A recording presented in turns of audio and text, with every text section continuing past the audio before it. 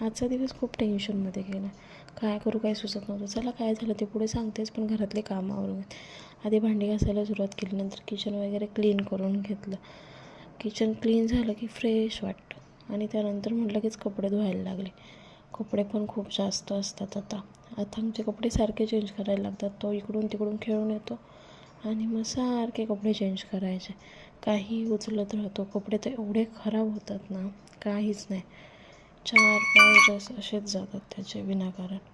मग त्याच्यानंतर पटपट कपडे धुवून घेतले आणि लगेच बेसिनही साफ करून घेतलं. बेसिन साफ होऊन झालं की बघितलं अथांग काय करतो आहे.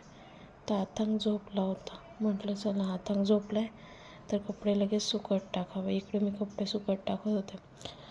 बेडरूमच्याच खिडकीत कपडे सुकत टाकते, त्याच्यामुळे जागा जास्त पुरत नाही. म्हणून अर्धे वरती अर्धे खाली असे कपडे मी सुकत टाकते. आणि मग त्याच्यानंतर हा बघा बाहेरचा व्ह्यू. कपडे वगैरे सुकून झाले, लगेच झाडू मारायला घेतला.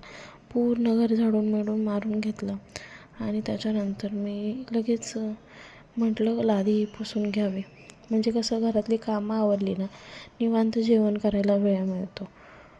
लहान बाळ असलं की असेच पटापट कामं आवरून घ्यायला लागतात, नाहीतर दिवसही तसाच जातो बाळाच्या मागे. पण काय, हे दिवस जातात. नंतर हळूहळू लगेच लादीही पुसून घेतली. लादी पुसून झाली तोपर्यंत अथांग झोपला होता. म्हटलं लगेच जेवण करून घेते. जेवायला बसणार तेवढ्यात अथांग उठला आणि त्याचा खेळ सुरू झाला. त्याचं असं काहीसं खेळणं चालू होतं. असं मोबाईलवर हॅलो बिलो म्हणायला शिकला आहे आता नवीन नवीन गोष्टी. तो सकाळी नाश्ता करताना बेडरूममध्ये उभा होता. बेडरूमच्या खिडकीतून बाहेर बघत होता. बाहेर बघता बघता अचानक तोल गेला आणि खिडकीच्या कट्ट्यावर त्याचं तोंड आपटलं. तेव्हा त्याचे दात त्याच्या जिभेतच घुसले होते. असा काहीसा उद्योग केला होता त्याने आज. म्हणून आम्ही टेन्शनमध्ये